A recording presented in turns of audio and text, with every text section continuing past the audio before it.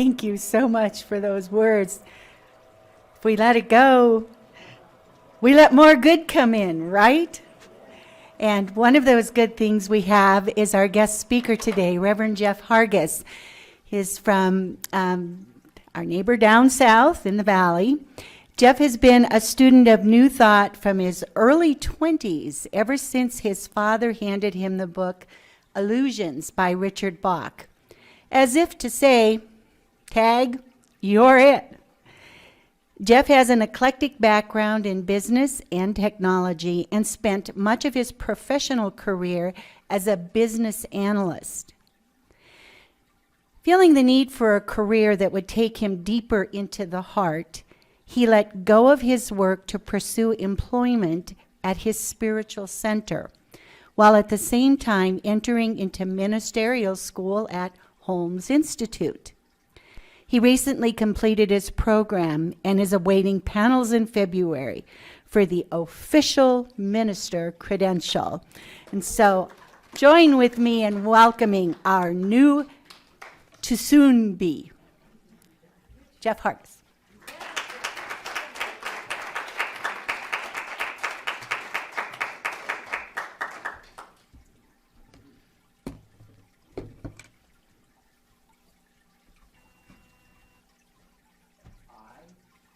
Feel so welcomed here.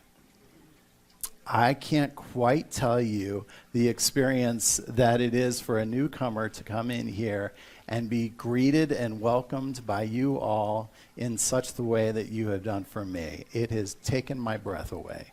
So I want to thank you all. And you know, I could do a whole sermon around this because of how impressed I was. And the fact that you all faced in November the movement of a minister out, I was kind of expecting something a little bit different when I got here. And what I found was this joy-filled community that in the absence of a minister, you have filled all of those voids like a vacuum coming in. And there is all of these leaders that are stepping up that is very clear to me.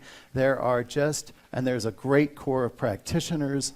There is just, and Jackson, you just did this amazing thing with a live, that's amazing.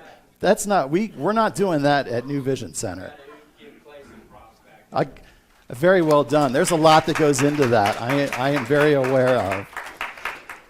So, as was introduced, my name is Jeff Hargis, soon to become a minister.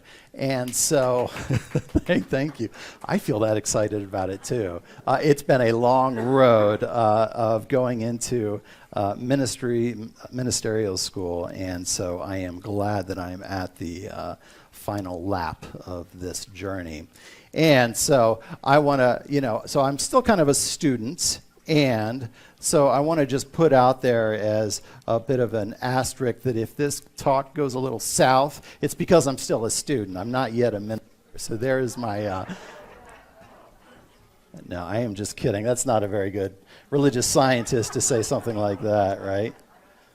And also, I had this great title based on a book called The Hidden Wholeness by Parker Palmer. And the title of the talk was The Inner Labyrinth and the Outer Crowd. And I love the name. I love the title. I was really excited when I came up with it. And as I was putting it all together, I found that it just wasn't coming together at all. So I reserved the right to totally change where I was going to go with this talk and focus in on something a little bit different. And maybe by the end of this talk, we can have a title for it. What I am talking about is something about the awakening in consciousness. And what I know is that consciousness is a word that we use in our centers. I know at New Vision Center in Phoenix, we use this word consciousness in everything, in all of our teaching, up on the pulpit, in our conversations. It comes up all of the time, and I'm sure it does here as well.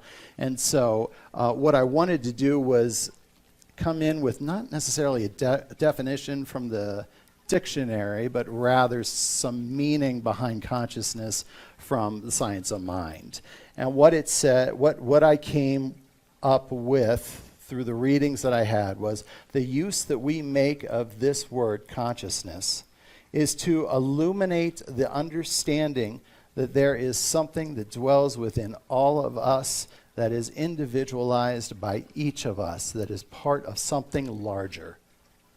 A larger understanding, a larger wisdom, a larger intelligence. And that larger intelligence, individualized by us, is what we would call our consciousness. And so I love the meaning that that puts behind this word consciousness. And so regardless of where I am or who I'm with or the situation that I find myself in, there is this thing that I have access to that's actually part of me that allows me to experience this greater wholeness, intelligence, and good that is all around me. And so what happens is when we step into this idea around consciousness in this way, something amazing happens. And really in the direction of my talk today are awakenings. And there are actually two awakenings that I'm going to be talking about today. The first is something that we are all familiar with, I am sure, and that is in the awakening of choice. The other part of this is something that I'm calling illumined to action. Now, in between those two is sort of a bridge, and since I had to have a third point to this talk, I inserted it into this, and this is, and I'll talk about that in a little bit, but this is really about the journey of awakenings through consciousness that we are experiencing. And so, as I said, this awakening to choice that we come to, and I don't want to tell you all something that you already know because I'm very clear that that's what brings us into this philosophy, is this idea that we are absolutely, positively responsible for the experience that we have in this life. It is part of this philosophy such that there is no begging or beseeching to the man upstairs. It is an internal process that we go through that touches that inner core that is God. And so that's what we do when we discover this idea behind choice. And so I'm not going to go very much further into that, but I am going to give this a little more context in terms of how we get to this place of choice. There are influences that we have as kids. First and foremost, of course, are our parents, whether they were a source of good support for us or whether they were not a source of good support for us, whether they were present in our upbringing or whether they were absent. It all contributes significantly to this thing, this beginning time of consciousness that we start developing as kids. They teach us what we know, either directly or indirectly, and we receive from them that which we can consider, like I said, that initial consciousness. And there is something else that is also working through this through our parents as well, and that is our ancestral lineage. That ancestral lineage, that is all of the generations prior to this that bring forth ideas, that bring forth our creativeness, that bring forth our judgments, that bring forth our biases, and oftentimes we are the recipient of all of that. So it comes to us in that way because what we are experiencing is through our parents, and our parents at that point are typically always right?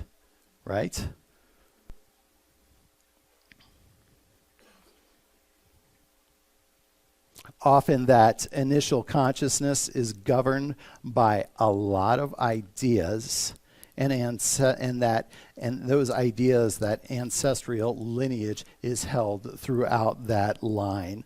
So it's limited in a sense that there are a lot of ideas in there that aren't the most loving or that aren't the most supportive, right? This is something that we grew up that we may experience prejudice, we may experience a lot of negative judgment, we might experience all kinds of things like that. One of our initial founders for our movement, grandfather of science of mind, if you will, by the name of Judge Thomas Troward, talked about how we are governed by those ideas of our lineage until we come to the awakening of choice. The awakening that we have absolute dominion in our lives to pull forth that exact experience that we want out of life. And it is an acceleration of our spiritual journey that we step into when we find this idea behind choice. It is, well, I'll speak for myself. It is something that was so pivotal in my life because I came from, and I'll talk about, there are my lineage brought to me, most especially judgment. This was a big part of my family, was this judgment, and the moment somebody would step out of the room, that same moment, so the comments would start coming forth. Whether they were good or whether they were negative, they came forth. And so I stepped out into life beyond my parents, expecting that life. That was part of who I was. I had no idea that this could be something different in my experience. I had no idea that I could actually be coming from that place of consciousness, of evenness, to be loving to anybody that comes forth.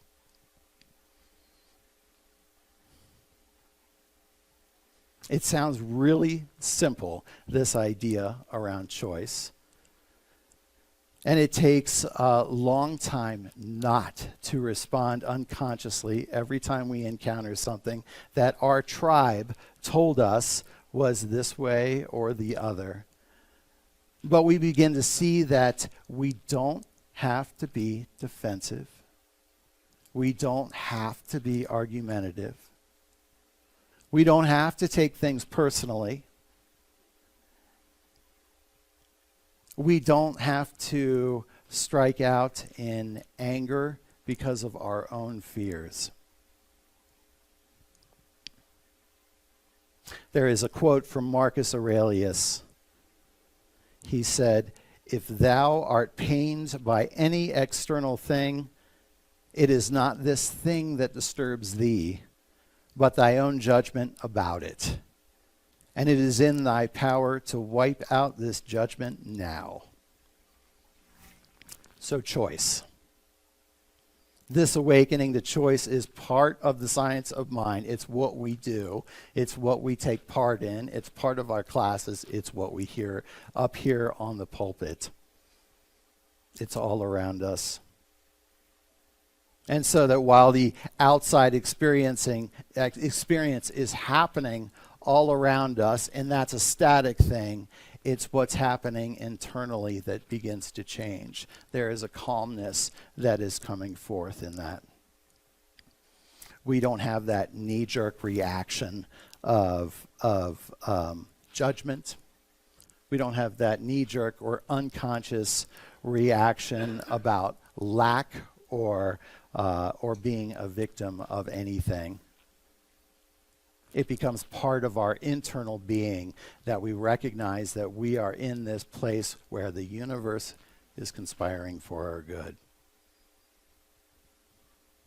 And so we say to ourselves, I choose to stop the retaliation and the violence, and I choose to act from a place of indifference and forgiveness. That is the shift that we make.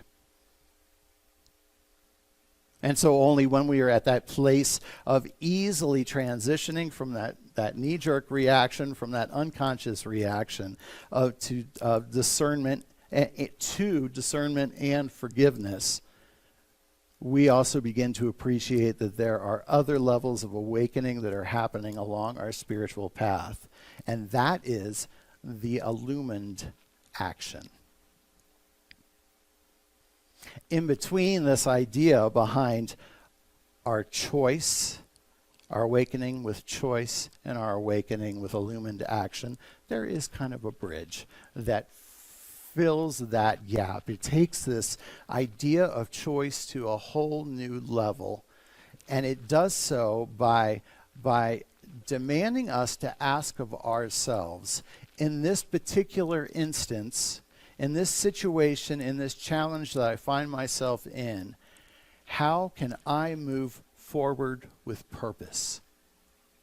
How can I move forward with purpose? It is such an important question, I think, and it's something that we start to ask ourselves when we get into that deeper and deeper consciousness and further along in our spiritual journey. And so what happens when we do that enough is that there comes another awakening, and it is that illumined action. And I'm going to, and I will explain it. I'll explain it the best that I can. It is that we begin to live and have our being from a place of absolute interconnectedness with everything, all of life. That there is nothing that I encounter that is separate from this interconnection. That there is nothing that I encounter that I can leave out of my loving regard. That when we begin to see our very existence in human form is dependent upon the sorts of interactions all over the earth that are happening all the time in my favor.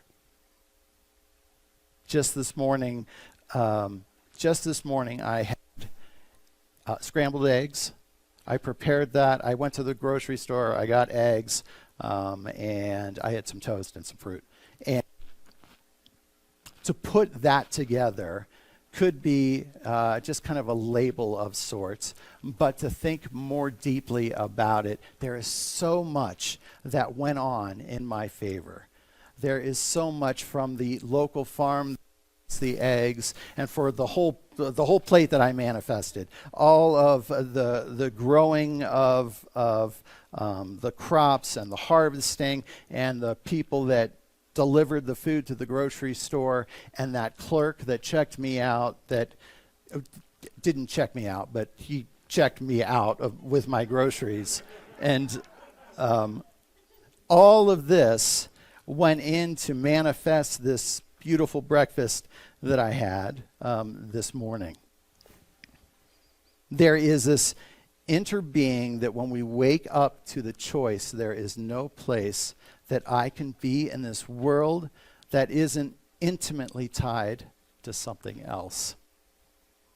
And what begins to happen is that we begin to realize that there is a powerful illumination that is taking place of our kinship with all of life.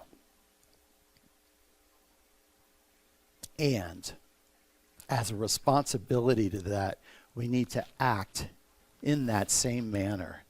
We need to act as if everything that we touch is sacred in our life, that everything has a profound interconnected weaving to it that is there, that is present. It is so powerful just to be in that place of recognition to the depth of what is coming forth. And I know that I'm not there yet. I wish I was there, and I have moments of deep connection when I do feel that.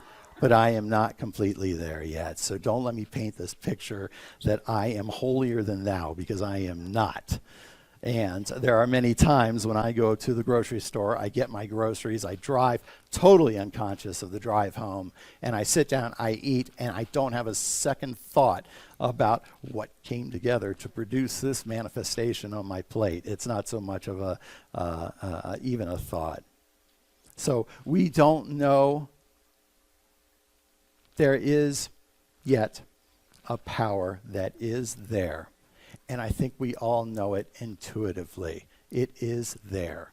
It's the reason that we keep coming back to this center to experience this oneness, this unity that we're experiencing now. But it is powerful. And like I said, it kind of comes and goes. It's like a toddler that steps into the cab of a truck and accidentally turns on the ignition. There is a lot of power there. We don't always know what's going on or where we are going. And so this jumping back and forth with connectedness back into the world of effects is absolutely a part of this, and that's our work, to connect on such that level that we recognize this more and more. It is like walking outside and seeing one of these beautiful pine trees and walking by it and just labeling it a tree. Whereas what we really think deeply when we're coming from that sacred place is feeling that tree, the presence of that tree, and feeling the roots that are under our feet that are holding this massive structure up, the soil that is interacting with the roots, and my interaction with the tree itself, that I'm breathing the very air of life coming forth in me. What an amazing, miraculous interaction, interconnectedness that is.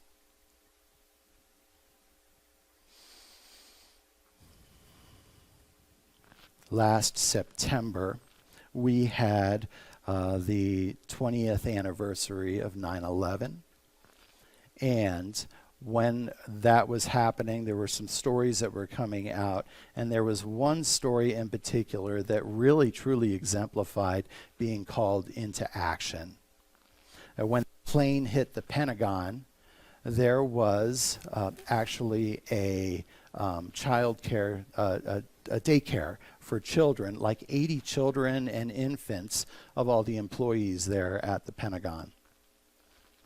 And when that plane hit, of course, as you would expect, there was only 2 or 3 daycare workers. They came into this place of absolute franticness. It was panic time. It was all kinds of chaos was happening.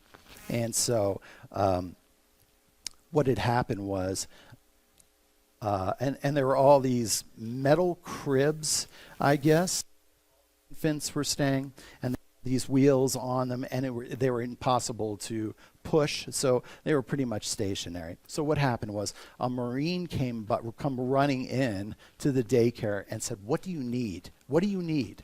And she said, "We need to get these children out of here." And so the Marine just turned around and I almost said hauled ass. I did say hauled ass, and hauled ass out of there. And my apologies. And left the workers just kind of okay. And not a few minutes later came 40 of his Marine buddies, and they absolutely snapped into action into this. They grabbed all of those kids. They were taking the toddlers and putting them in the infants' cribs, and they were pushing those cribs outside into an adjacent park that was there. And so it was this incredible coordinated movement, as if these guys knew and gals knew exactly what they were doing, to bring forth all of these kids into this park. And they circled those kids like covered wagons would circle, and it was like this circle of humanity. It was like this circle of humanity that was protecting these kids. And you've got to know that every one of those Marines was sitting there saying, nobody is going to harm you guys. There is not one thing that is going to happen here that's going to harm you guys. So these Marines were trained for these types of emergencies. And they were strong and able to do just that type of thing, moving those heavy cribs and protecting those kids. The thing here that I want us to be tuned into is that we all have that training. We have all been practicing how to love each other. We have all been practicing how to support each other.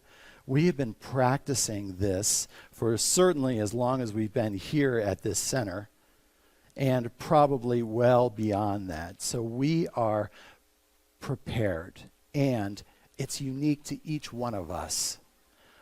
But we must heed the call when that happens. We must stand up out of our own being and step forward into those talents, into those gifted gifts that we have been given and that we have discovered.